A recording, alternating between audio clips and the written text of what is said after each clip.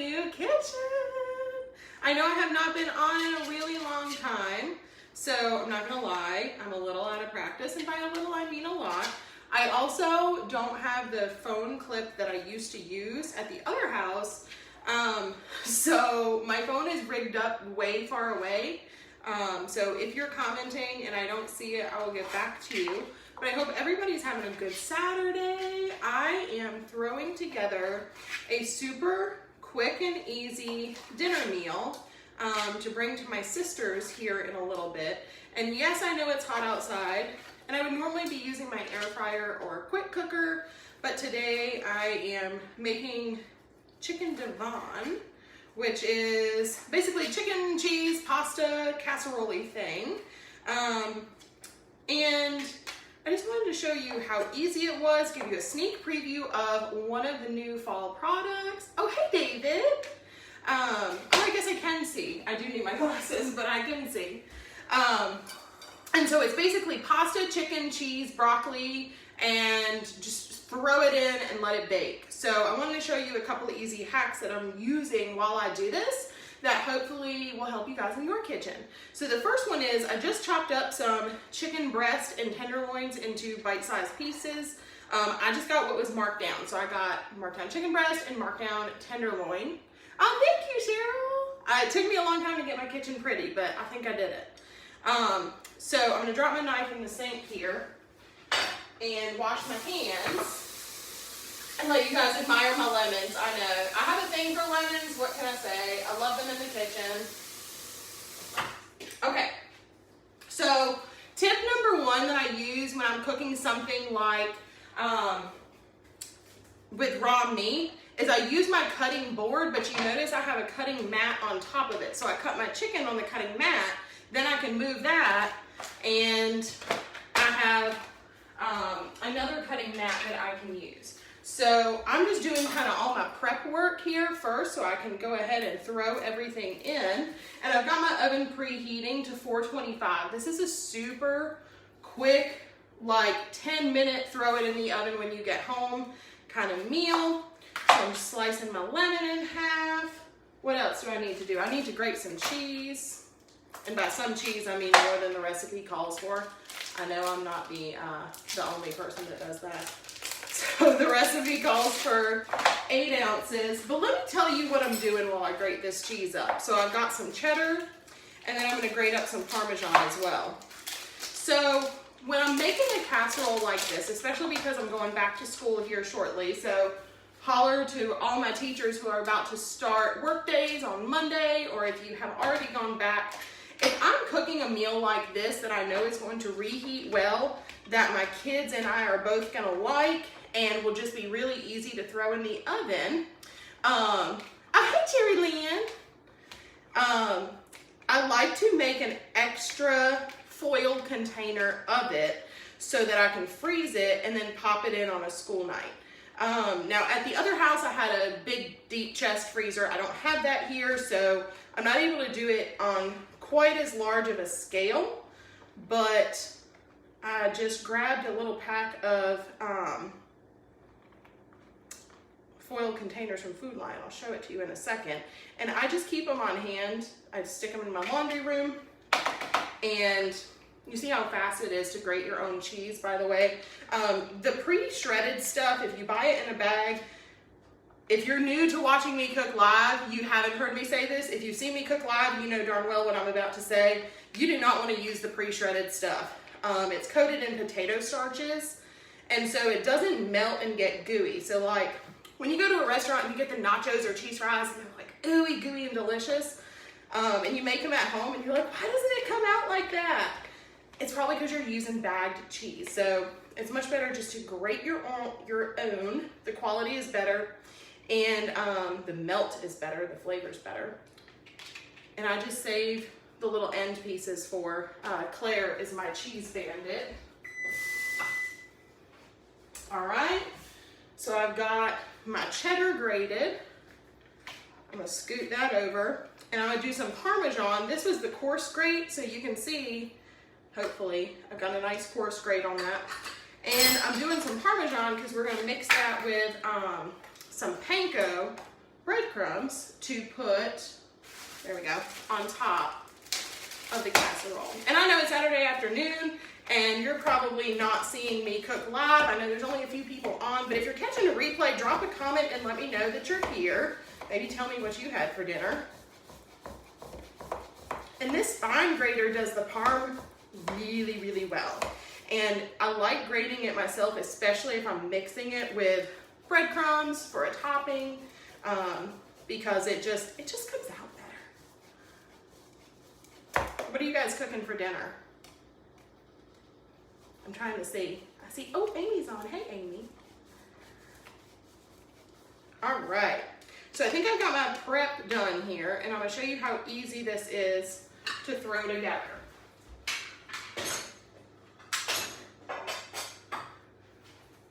All right, so I'm gonna move my cheese aside. Again, handy dandy cutting mat trick. All right, so in my bowl, I am doing this recipe times 1.5 because I'm putting it in, oh, look at the beauty of this. This is a brand new enamel cast iron roasting pan. It's big enough for a 15-pound turkey, but it's 3.5 inches deep. Do you see how deep that is? So my cheese is not gonna boil over or anything like that. And because I'm putting another batch in my little foil pan, I didn't have enough to quite double the recipe, but I was 1.5ing it. I know that's not technically probably how I say it. So I need, if I'm 1.5ing it, I need just shy of 3 cups of sour cream, and I'm eyeballing here because I kind of eyeballed the pasta. Actually, it's about the whole container. All right, so got sour cream, and then I need about 2 cups of mayo. And yes, I'm using Duke's for all my Southern peeps who are gonna yell at me if I don't use Duke's. Oh, thank you. I love my kitchen too. It's so fun to cook in, and I know I have not been on, but it's so easy to cook in this kitchen compared to my other one. I need about 1 cup of milk, and so here's one of my tricky tricks. Everything tastes better if you use heavy cream instead of milk. I know the calorie counters are probably dying right now. So I'm doing 1/2 cup of milk, and then I'm gonna do 1/2 cup of heavy cream because it's just gonna make this casserole nice and creamy.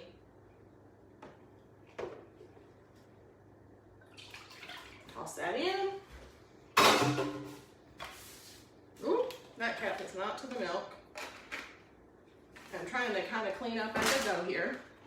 I need the juice of a small lemon, and this is really going to help break up some of the creamy richiness, you know what I'm talking about, of that casserole.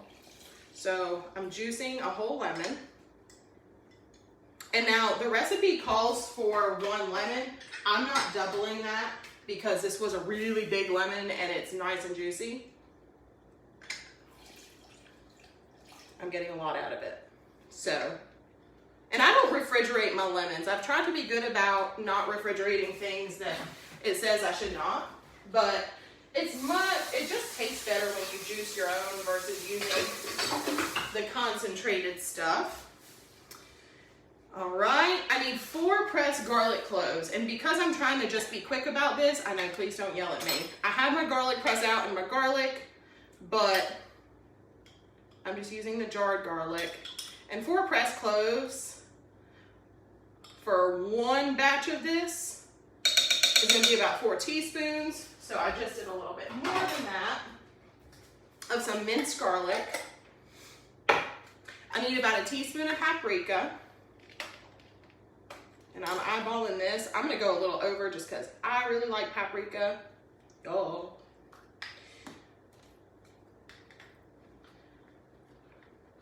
And let's see, I'm looking, making sure I'm not forgetting anything. I'm gonna put in a little bit of our seasoned salt, not too much. And 2 teaspoons of our lemon garlic. So this is like the best lemon pepper seasoning you've ever had.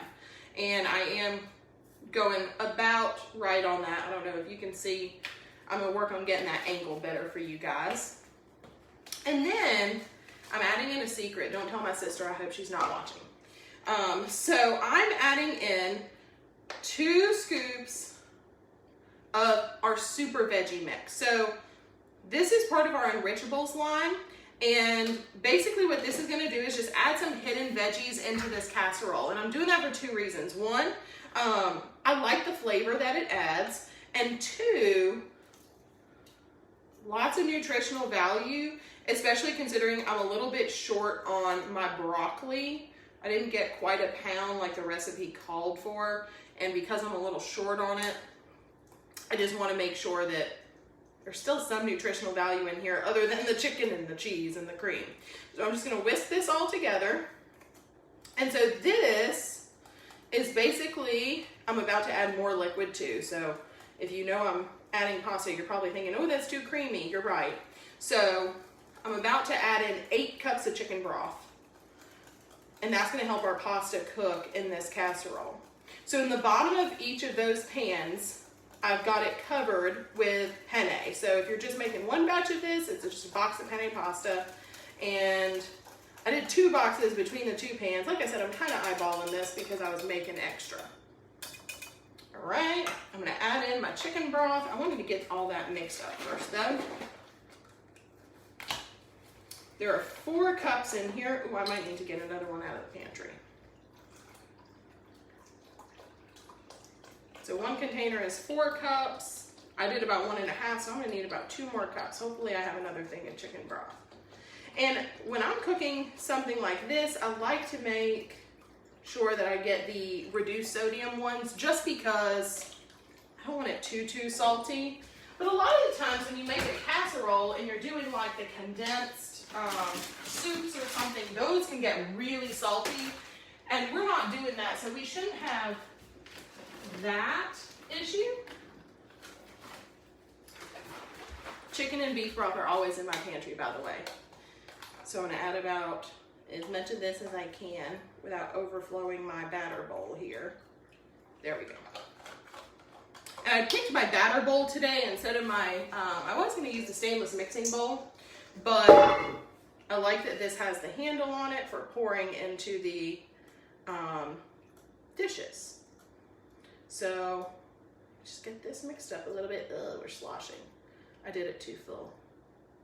Bad Ariel. But I'm gonna try to go live a couple more times this week, so y'all keep an eye out for me.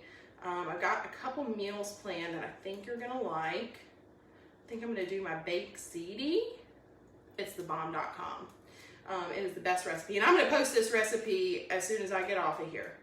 All right, so this looks pretty mixed. Let me show you how easy this is to throw together. So I'm gonna scoot my bowl over, and I'm gonna bring my dishes. Now this guy is heavy, totally worth it though, because it's non-stick with that enamel on the cast iron. It's gonna hold heat well, it's gonna cook really evenly. And like I said, I've got the pasta in the bottom. And so the recipe tells me to add the pasta, chicken, broccoli, and then cheese in that order. So pasta, chicken. So I'm just gonna take my chicken, and I'm doing my little one first just to make sure that that kind of has enough. And then I'm gonna do my big one. And yes, this is going in raw. I double and triple check. Okay. So pasta, chicken, and I know teachers, we're about to hit like hardcore teacher tired this year, right? This next couple of weeks, because if you, at least in Pitt County, we have not had a 5-day school week with the students because we had those virtual Mondays in a year. So I anticipate being really tired in the end of a couple weeks and not wanting to cook dinner. And so I'm trying to cook a little bit this week and this weekend so that I can kind of be prepared for that. All right, so I've got my pasta, my chicken. I'm gonna toss this in the sink and just wash my hands now that the chicken's off of them. I'm gonna add in my broccoli, and Like I said, I was short on the broccoli. So what I'm gonna do in my little pan is I think green beans are gonna give me about the same effect. I could be wrong, but you know, it's happened before. Add in my broccoli to the big one. And I got broccoli florets. I don't like to get the broccoli cuts, especially for a casserole, because the stems can be a little bit tough. So I'm just gonna spread this out. See if you can see it there. And then I'm just gonna do a can of, I kind of wanted to do peas, but I didn't have any of those either. I know I'm slacking on my produce here. I really thought I had another bag of frozen broccoli. That's why I only got one. So I'm gonna throw this can of green beans in my small pan. Maybe not the whole can, we'll see.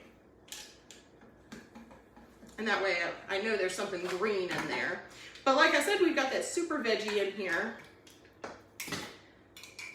And that super veggie, the flavor of it is gonna be really hidden by all that milk and cheese. So, trying to talk and do this at the same time, it's not really working.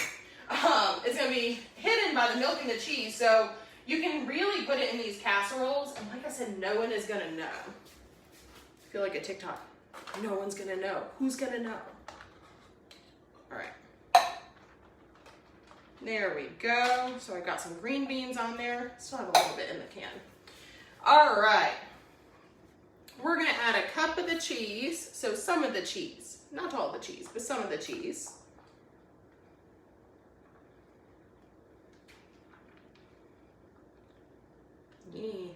I did extra cheese, so I'm being a little generous here. You know, if we've met, or if you're from the South, one of the two, you know that everything's better with more cheese. So if there's cheese in a recipe, we're automatically at least 1.5ing it, if not doubling it. Like, we're grating the whole block and we're just gonna use it. Just call it what it is. All right. And now I'm pouring this over the top. Let's see. Actually, yeah, because I'm gonna top it with the rest of the cheese.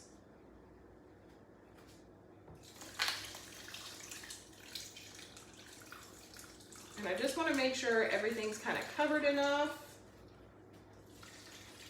I'm making a mess. I should have worn my apron. How did I get none of that on me? It's so exciting when that happens, when I mess up. I still come out on top. All right. So I'm just gonna scrape the bowl clean because I had a little bit of that yumminess left in the bottom because I overfilled the bowl. It was my doing. Okay. And so what you end up with is this really pretty layered guy. And so I'm just kind of mashing everything down into the liquid there to make sure that everything cooks. But the pasta is on the bottom, which is why I don't really need to worry too much. And I'm gonna add a little more chicken broth right on the top of these because I ran out of room in the batter bowl and I wanna make sure that that pasta cooks. So I'm just gonna add a little bit of chicken broth on the top. I wanna make sure that pasta has plenty of liquid. Okay, and I can feel that, it's about 6 cups. We're gonna go a little more because at this point it's not gonna hurt anything. This is gonna rest and set up too. All right, so I'm gonna add a little more of the cheddar cheese because I've got some left and I still have more in the fridge, so you know, we're not hurting here for the cheese. I'm gonna cover this and I'm gonna toss it in the oven for 25 minutes.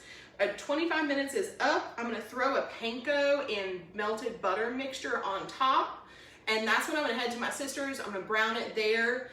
I'm not gonna put the panko on this one. I'm gonna take this one out of the oven, let it cool, cover it, and freeze it. And this is going to be an easy weeknight meal for another time. So that's what I have for you guys. I try to keep my video as short as possible, but you know, it's been a hot second.